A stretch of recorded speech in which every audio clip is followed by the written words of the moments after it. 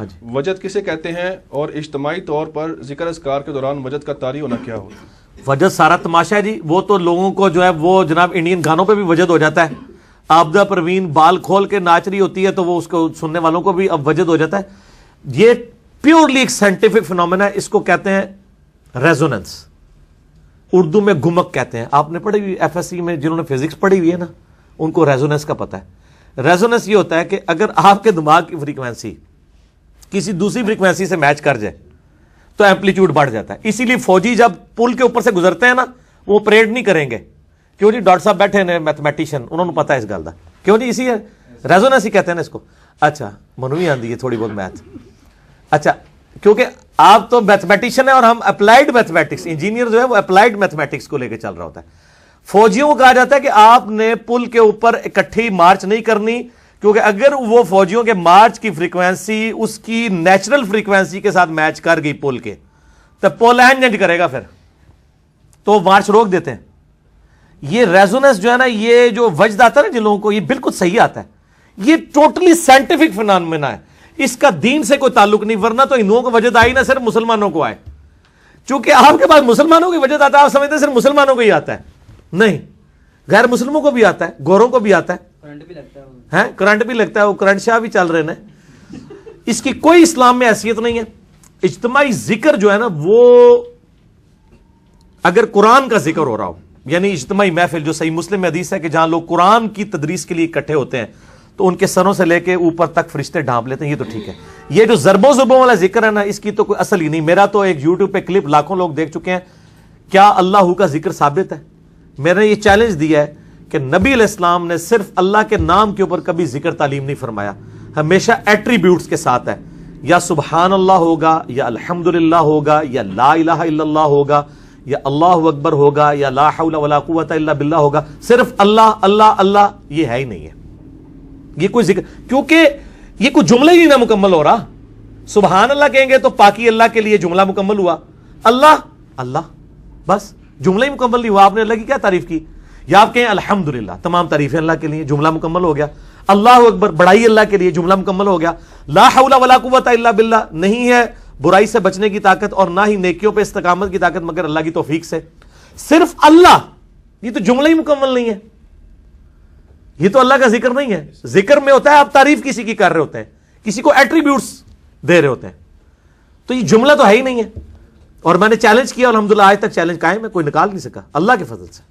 ٹھیک ہے جی. ہاتھ ملاتے ہیں وہ اپنے پیر کے ساتھ, وہ کرنٹ لگتا ہے اور وہ ایسے بڑے زور سے. اور سر یہ کوئی دینی مسئلہ ہوتا تو ہم ضرور ڈسکس کرتے ہیں. اس قسم کے کئی ہندوؤں والے مسئلے ہیں, وہ بھی ہم ڈسکس کر لیتے ہیں. اس کی دین میں کوئی حیثیت نہیں ہے. کرنٹ لگتا ہے نہیں لگتا, اس کا دین کے ساتھ کوئی تعلق نہیں ہے. ٹھیک ہے جی. ایپنٹزم ہے وہ ایک طرح سے دین. یہ میں بار بار کہتا ہوں, دین جب کوئی چیز آپ نے ثابت کرنی ہوگی وہ نبی علیہ السلام سے ثابت کرنی ہوگی. باقی آپ شعبہ بازیاں جتنی مرضی کرتے ہیں اس کو دین کر کے پریزنٹ نہ کریں.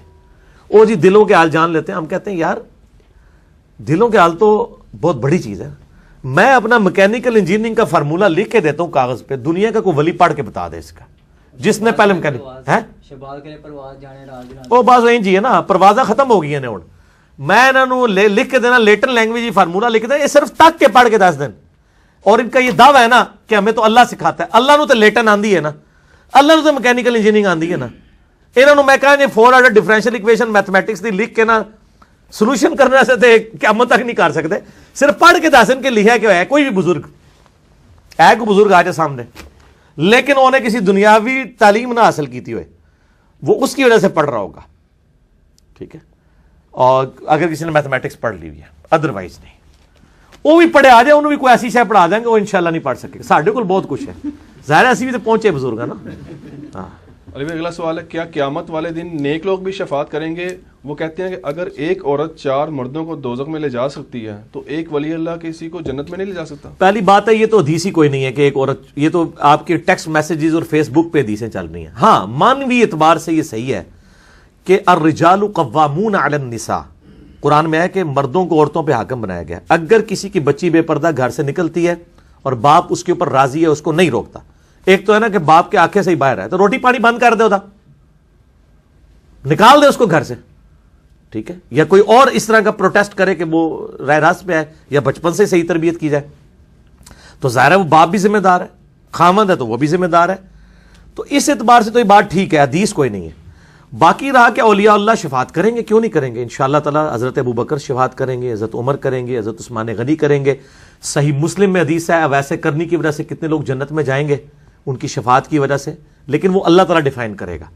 سیدنا عثمان غنی رضی اللہ عنہ، حضرت علی، امام حسن حسین سارے شفاعت کریں گے. اگر آپ اس سے اپنے بزرگ بابے لے رہے ہیں، پہلے وہ اپنی جنت کنفرم کریں. ان بزرگوں کی بات کریں جن کی اپنی جنت کنفرم ہے. آپ کے بزرگوں کے تو عقائد ہی ایسے ہیں کہ ہمیں تو ان کی جنت ڈاؤٹ فل نظر آ رہی ہے، چاہے جائے کہ وہ کسی کو لے کے جائیں گے. تو اگر اس سے کوئی یہ نکالتا ہے وہ نہیں. صحیح مسلم میں حدیث ہے کہ جب ایک دفعہ شفاعت کا دروازہ کھلے گا تو نبی علیہ السلام کے بعد اور انبیاء بھی شفاعت کریں گے اور اللہ کے نیک بندے بھی کریں گے. اور نیک بندے انڈیا، پاکستان، بنگلہ دیش کے لوگوں کے بنائے ہوئے نیک بندے نہیں، خدا کے لیے